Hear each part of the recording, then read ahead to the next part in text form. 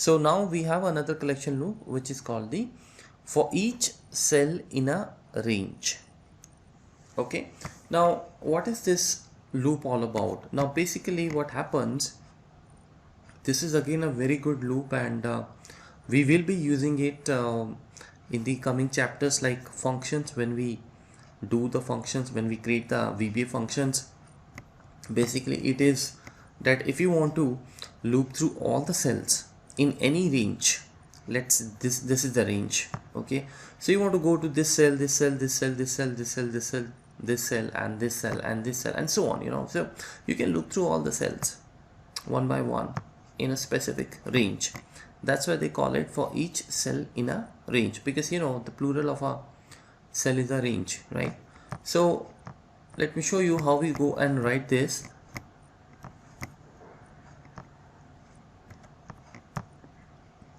So here I'm going to write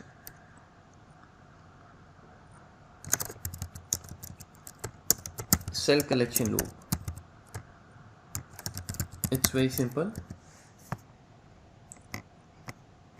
So let us start. Sub get cell. So this is how we write for each cell in range. Please give the range. What is the range? Let's say I say A1 to A5, right? This is how we write. Next, and cell, right? Now this cell I got to define it, so I define dim cell as a range. Now you use the range class, okay, because you're working with the cells. So like we define dim any variable like WS as worksheet, dim WB as workbook. So same way this is happen, right, for a dim cell as range. This is how you define it. So now when I go and run this loop, how we can check? Range has a address, and any cell which you go, it has a address. So it's one of the question in our assignment also.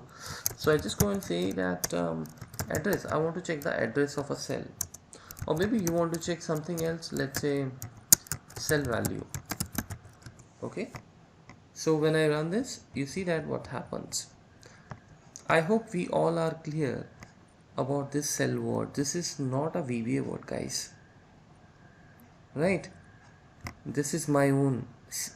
In VBA there is no cell, so you can see that it says A, then this is the A2 address.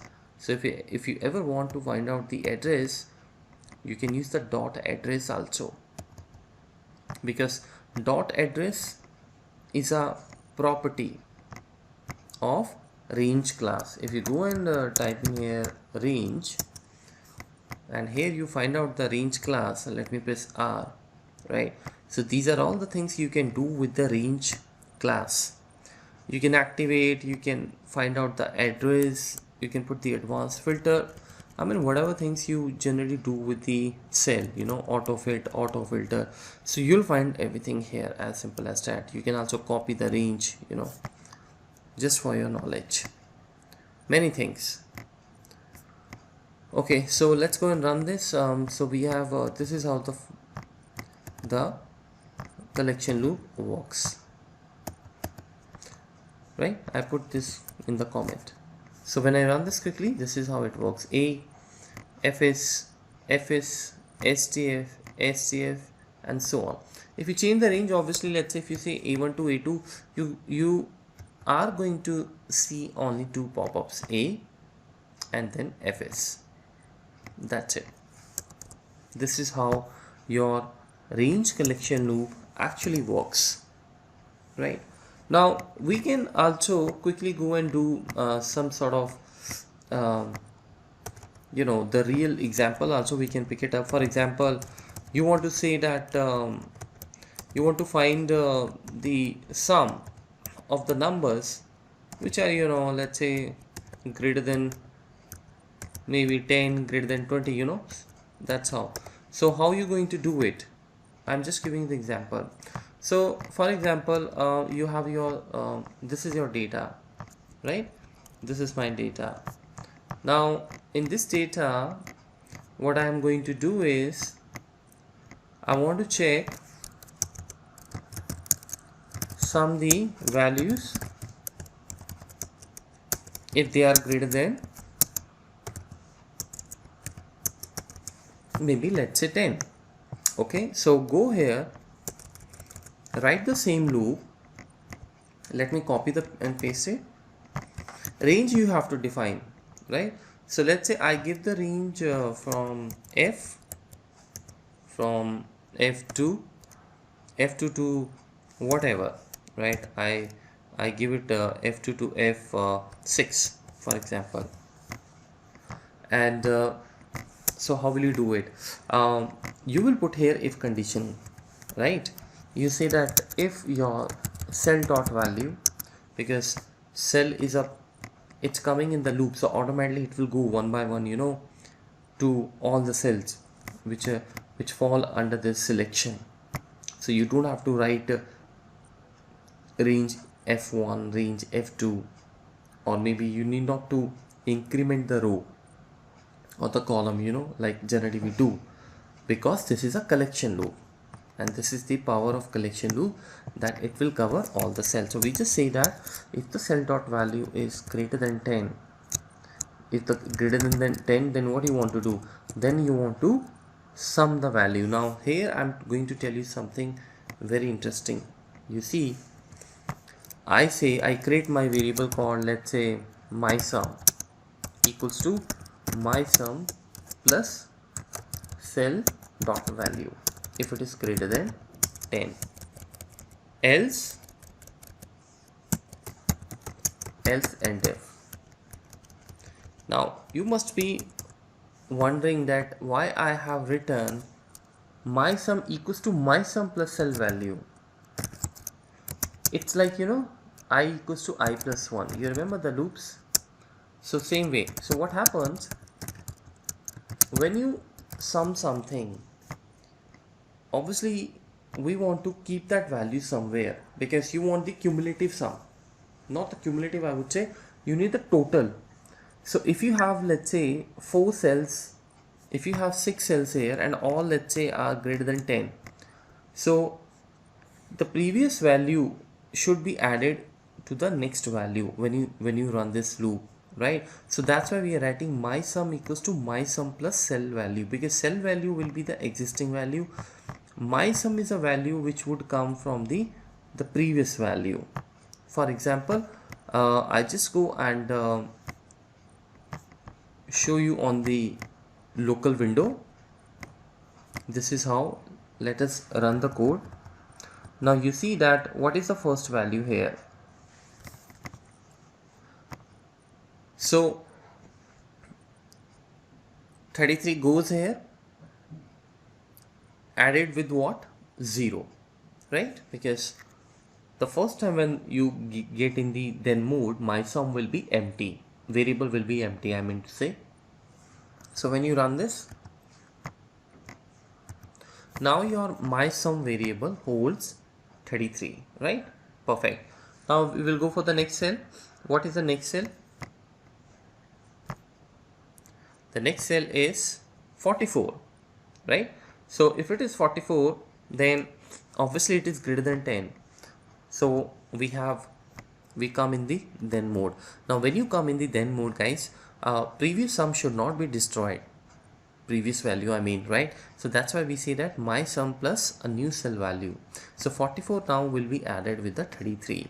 That's why we have written here, right? If I would have written my sum equals to cell dot value only, every time you run the code, you know, you would have the value overwritten, certainly, which is not good. All the sums going on here, that's how it is. So we have the sum coming.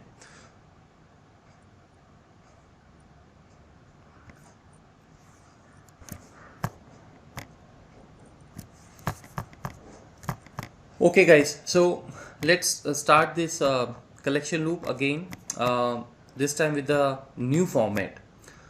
So what we are doing, we have covered the worksheet workbook collection loops. And now there is another form of the this for each cell in a range. Now I told you that this is how we write the collection loop for each cell in a range, and then you give the range, and then automatically your cell starts going in that range. Now sometime what happens, if my user says that, you know, I can be on any selection, now I don't have to go and, you know, change this range here, because if I say that I want to find out the sum of numbers which are greater than 100 in this range, then user will not go here, you know, and edit your range.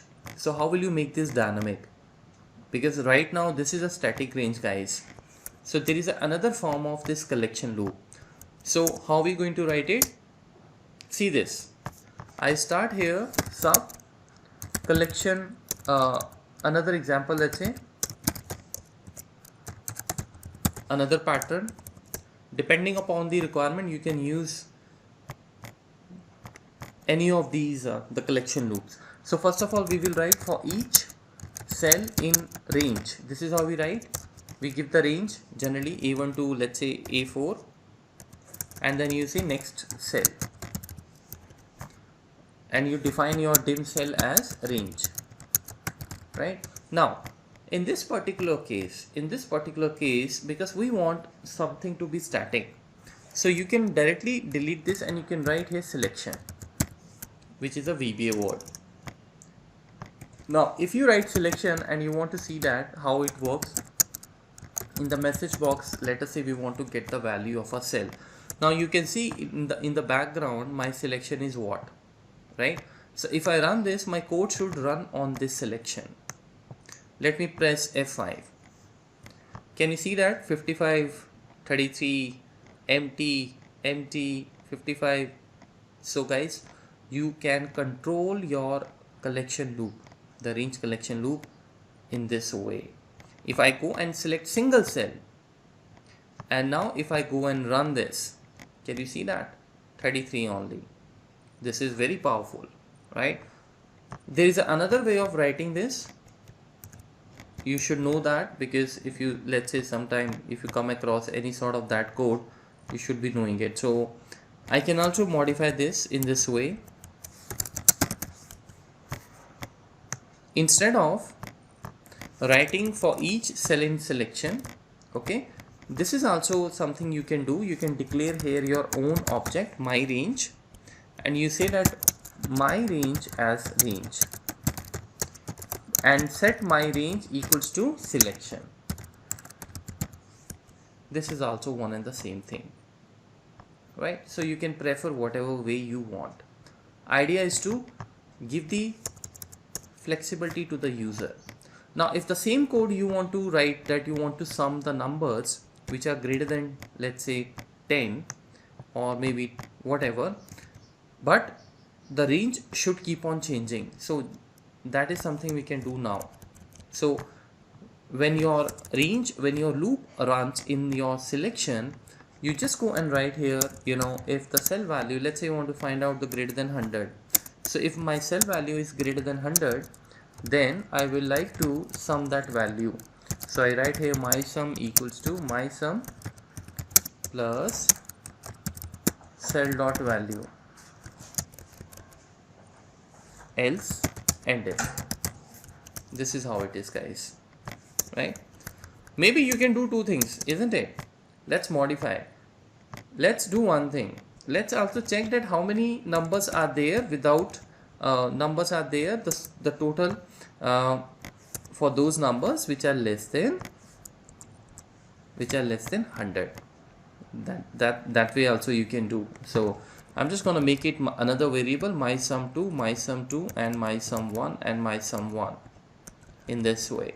And finally at the end of the day, you put the message box here, message box my sum 2, message box my sum 1 maybe. But how would user come to know that which is for the greater than 100 and which is for the less than 100, right? Because these variables will only return the number, So yes, you can put the message box in this way. You just go and put within the double quotes and say that greater than 100 sum is, and just concatenate it with variable.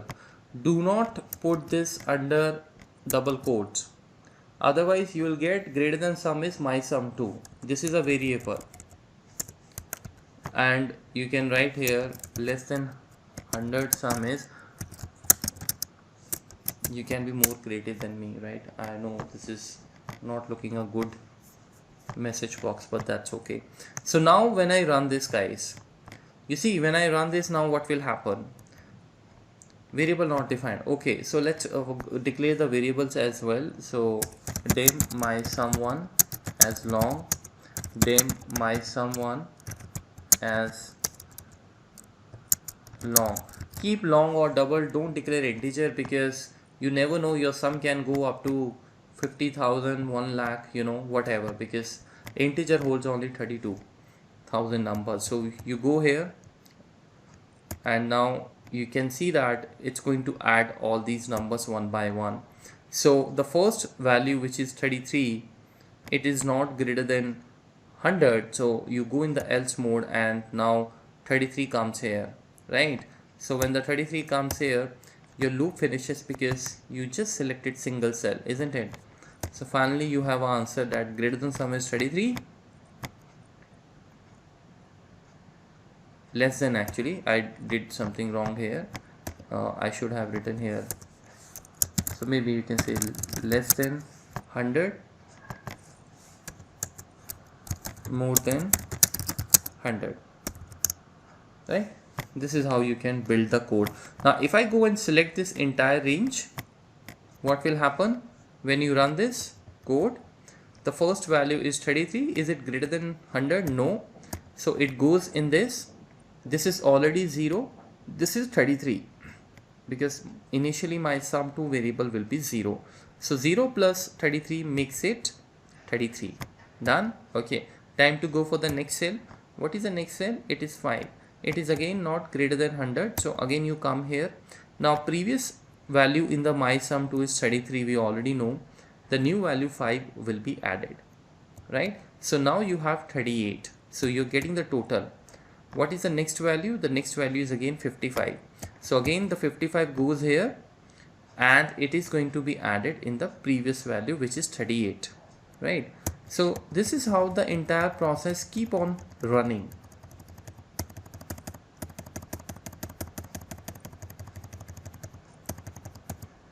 Now we are on the 666, right? So you can see in the 666 it goes in the then mode, right? So what is the my sum one? Obviously it is empty the first time when it is running. And what is the cell value? 666, right? So 666 added with 0 makes it 666, and then again the entire process runs. And finally when you press F5, less than 100 sum is 416, and more than 100 sum is 666, which is correct. As you can see, there is just a one single cell, right? So I have a now freedom, right? And even if I go in this sheet, guys, and let's say I have some numbers here. Okay, now I go and select this. Let's say I select this and I go and run this code. You can see that, right? This works because nowhere you said that selection is coming from some specific sheet. It can be any selection. So this is your last collection loop for the time being, which is for each cell in a range.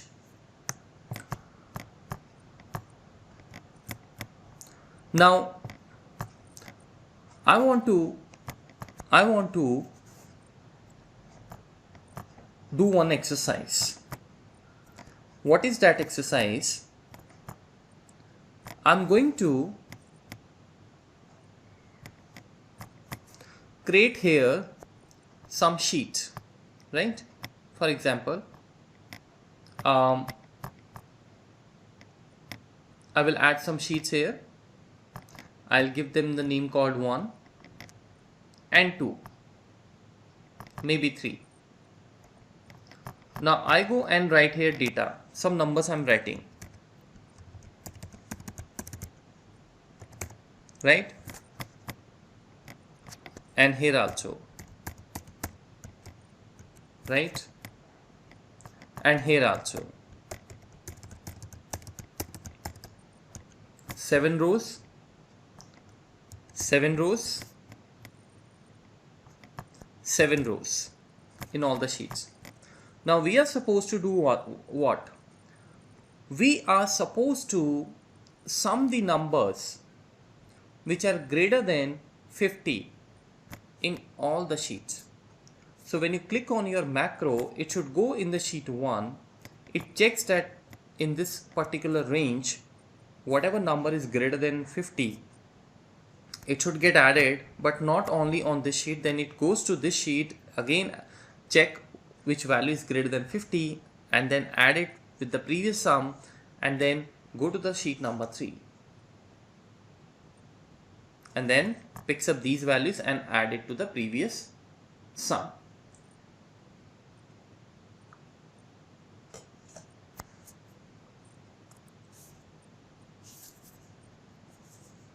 But here is a condition for you.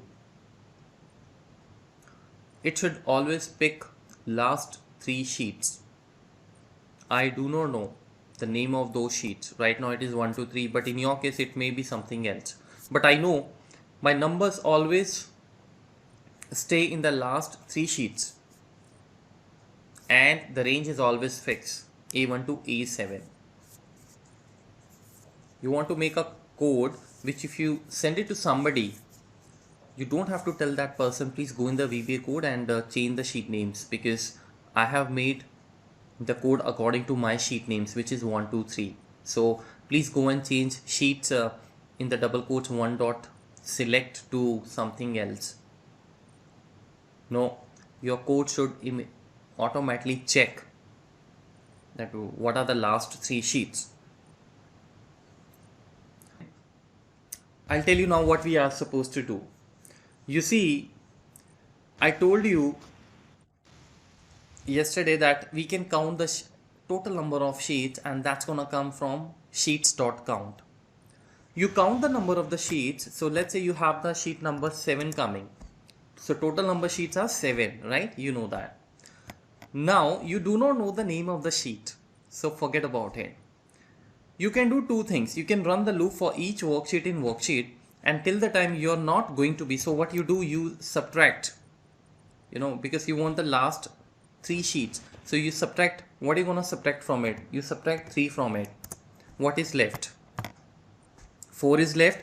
That means your counting should start from sheet number 5. Index of the sheet has to be 5 because you do not know the name. So we're going to use the index. Let's go and check that. Once you know that which sheets you want to target, just while going to every sheet, because you will be on the collection loop, so Excel VBA will take care of it. It will keep on taking you to the 5, 6, 7. You just go and run the for each cell in a range loop and keep on adding the numbers. So let's go and quickly do this.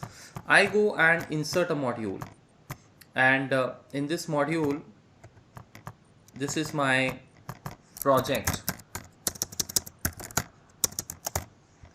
Okay, project on loops, collection loops. Okay, so first of all, I go and write the collection loop quickly here. The things which I know, that I write first. This is how I prefer doing the things. So I write here project, and you know the project, right? It's the project says that picking last 3 sheets always and adding the total. Okay, so I first of all write dim ws as worksheet for each of my worksheet in my worksheets, right? Next worksheet. Now you don't want to target all the sheets, obviously, you know. So what we will do here, first of all, before we run the loop, we will create a variable called total sheets as long. Total sheets equals to sheets.count, right? This is a property. which tells you about the number of the sheets.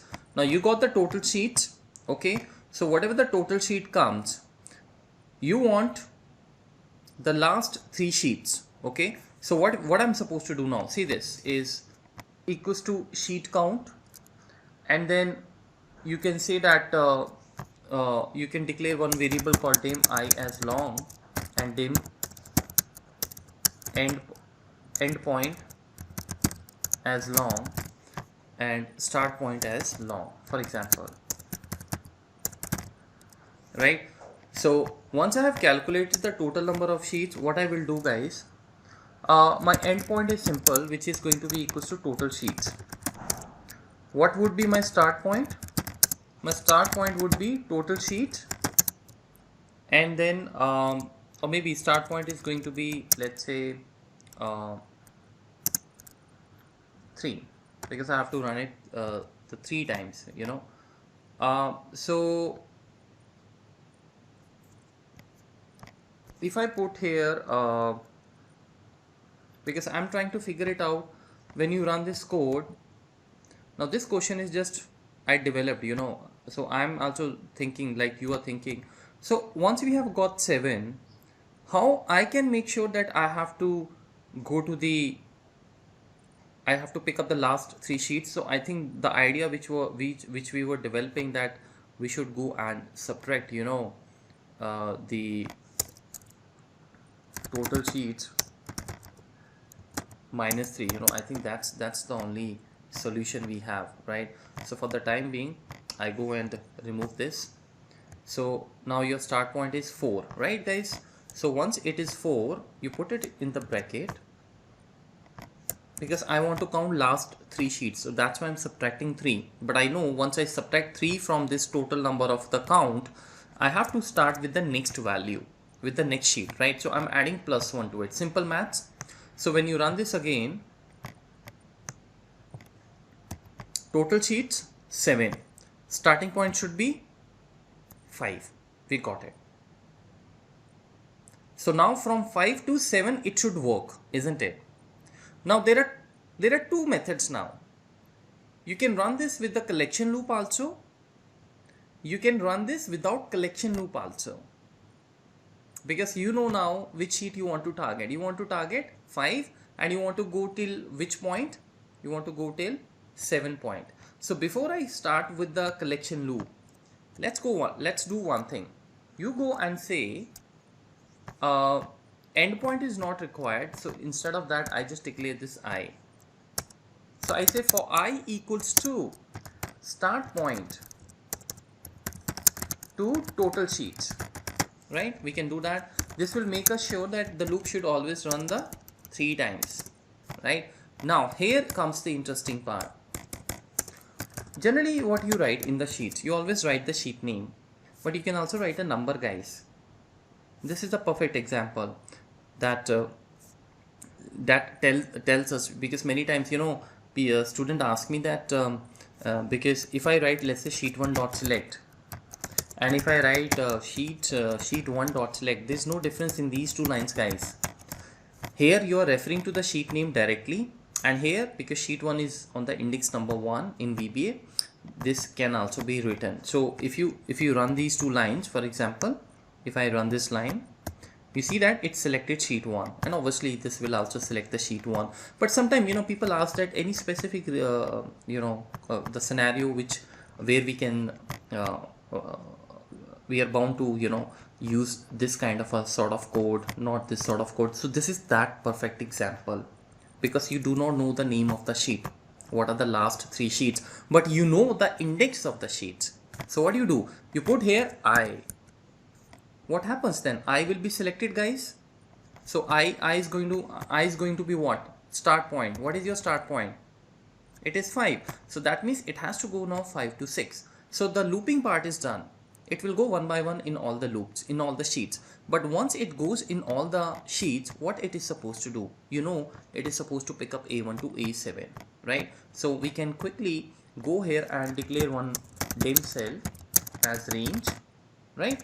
And now when you go inside that sheet, you go and write one more loop for each cell in my range, you know the range is fixed in this case.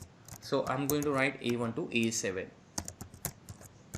and then next cell, isn't it? So now again we are learning, we are coding something loop in loop, right? But this time a different pattern. Last time we learned for each worksheet and for each workbook combination, but this time we are learning for each collection loop combination with the normal for next loop, right? So I say here, if cell dot value is greater than 50, then please add it. So my sum equals to my sum plus cell dot value. Else what? Else and if. Else we don't want to do anything, right? That's all. That's it. This is so simple. You go and declare my sum as long. Let's quickly go and run this, guys. So I'm, let's say, maybe you are here, wherever, doesn't matter. You know, you have made the program here and the button is there. User go and click on that button, the macro fires, and we got the total number of the sheets. I'm going to subtract 3 from it because I want to pick last 3 sheets. If you want to pick last 4 sheets, obviously you subtract 4 from it. But what I'm doing is, because if I subtract the total, you know, the 3 from the total, which is 7, the answer which I would get is 7 minus 3, right? 7 minus 3 means that the 4 sheets should be excluded and you want to start from the 5th. So that's why I have added here 1. Please make sure you put this closing brackets, because, you know, first of all, you know, this I mean, if you don't put the brackets, then addition will happen first and then the subtraction as per the BODMAS rule, right? So that's why we are keeping this simple math. So brackets are there and now we start. So we have to go from 5 to 7. So what I did is, very cleverly we use the I here. Now which sheet I have to select? The 5th sheet. There we go. Now this sheet is going to pick up the A1 to A7 cell. So now the code will start here before we jump on to the next sheet. So this loop obviously will run 7 times, right? So you know the first value is 23. So it is not greater than 50. So I keep on running this code, you know, couple of values will be added here. So this is how it is. Finally done. What is the value? 340, right? So I think it added 55, 66, 77, 77, 65. All done. Good. Time to go for the next I. Now what is the next I, guys? It is 6. Let's go to the 6th sheet.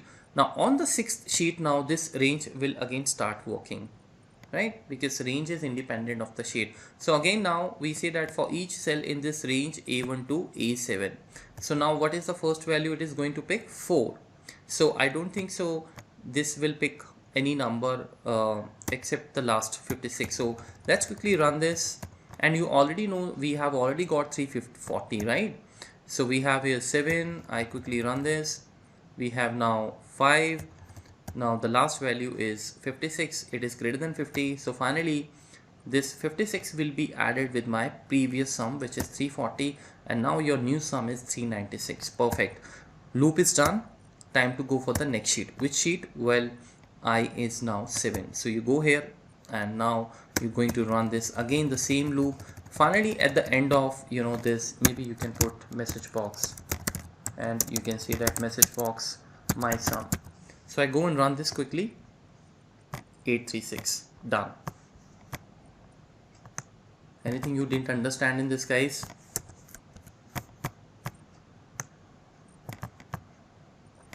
Okay. Now the same code you have to do it using the collection loop. For example, in that case, you have to change the code. So I go and paste the code here, because collection loop will start from the sheet 1. We all know that, right? So we have to make sure that when the collection loop starts, you know, because in the collection loop, when you write for each worksheet in worksheets, it starts with the sheet 1.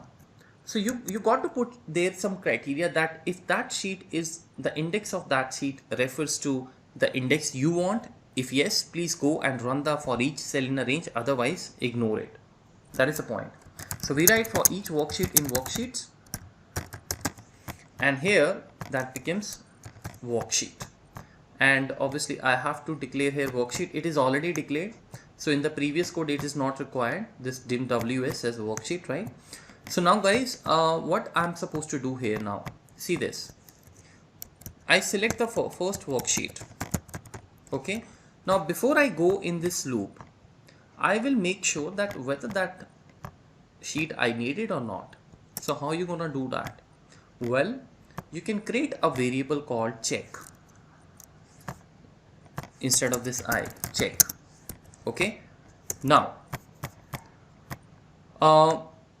check will start from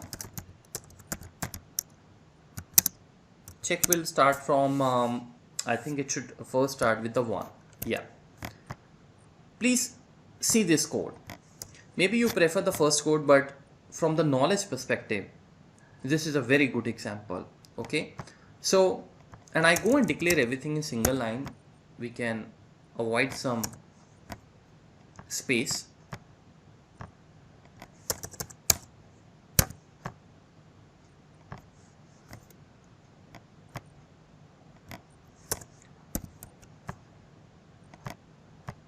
And I put all that in one line, right? Okay, now guys, what I'm trying to do is this check, I'm keeping it in the code to check that whether the current worksheet, the index of that worksheet is actually less than the index of the start point or greater than of the start point. Because the moment the index of the current sheet is going to be greater than or and equals to start point, we will go and fire this for each loop. So but how will you do it? Well, I'm just gonna add here check as check plus 1. Every time I go in the sheet, new sheet, the index of the sheet will keep on incrementing, right? So here when I select the sheet, before I go for the for each loop, before I go for this loop, I want to make sure that it should be equals to starting point. So I go and write here, when I select the worksheet, let's put some indenting. I'm going to say that if my check is less than what start point,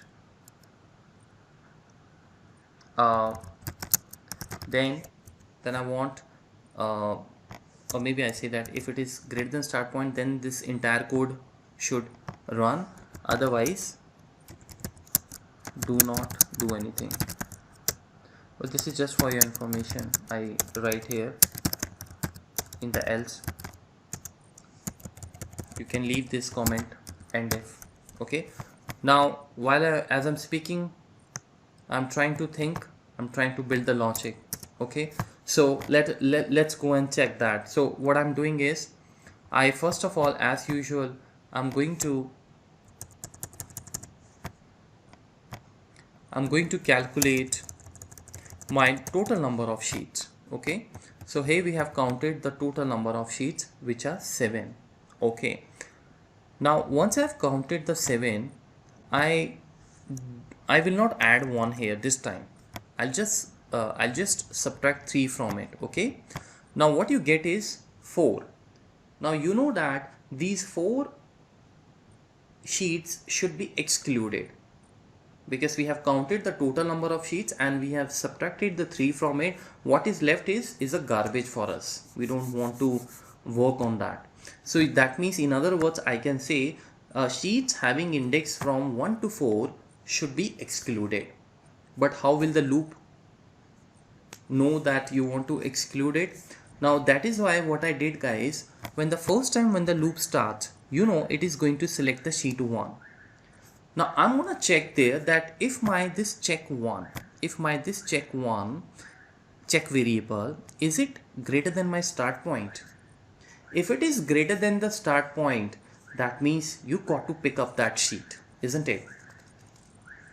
So that means when the check is going to be 5, this loop will go in the then mode. Right now your check is 1 because you put the check as 1. Start point is 4, which means it is not greater than 4. So what should happen? Should it go in this for each cell in a range? No. So what will happen? You go in the else mode. Okay.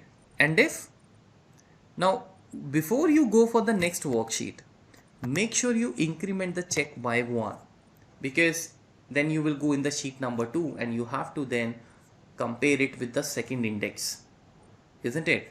So I go and make my check as 1 plus 1, which is 2 now. Time to go for the next worksheet. Sheet 2 is selected. What is your check now, guys? It is 2.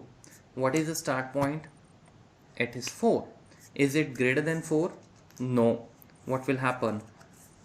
No action. This is what we need. Check again incremented. What is the new check now? 3. Is it greater than the start point? No. Again else. Again you have ignored it. Again check will be incremented. Now you go to the next sheet. What is the value now in the check? 4. Is it greater than 4? No, it is not. You go in the else mode. Now check comes as 5. Is it greater than 4? Yes. Let's go and run the loop. You already know now the story. Starts working in this for each A1 to A7. Let me quickly run this. What you got? 340, right? And if time to increment the check again, go for the next worksheet, select that worksheet. What is the value? 6. Greater than 4? Yes. What will happen? Again the loop will run. So the previous value you already know, and this loop will add the new value there. Loop finishes, your new value is 396. Again I incremented the check, and now I go in the next sheet. What is the next sheet? 7.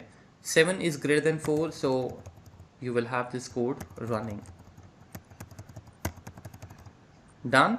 Check is again incremented, but do we have any other sheet now to action? No. Then fine. Collection loop will exit. So finally you have your answer.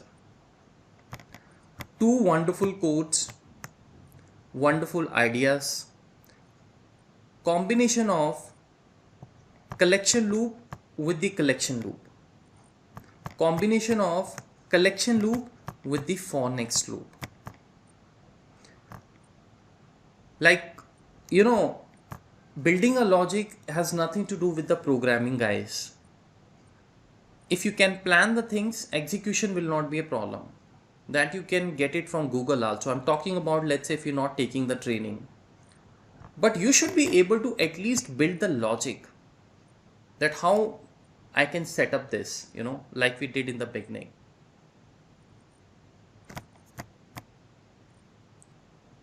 A wrap up for the day, and please make sure you do all the collection loops now, assignments. Okay. And going forward now, we will be going to do something, one of my favorite topic, arrays, which will make you pretty awesome coder, because very few people know that how to write the arrays, how to use the arrays. So we will do it. So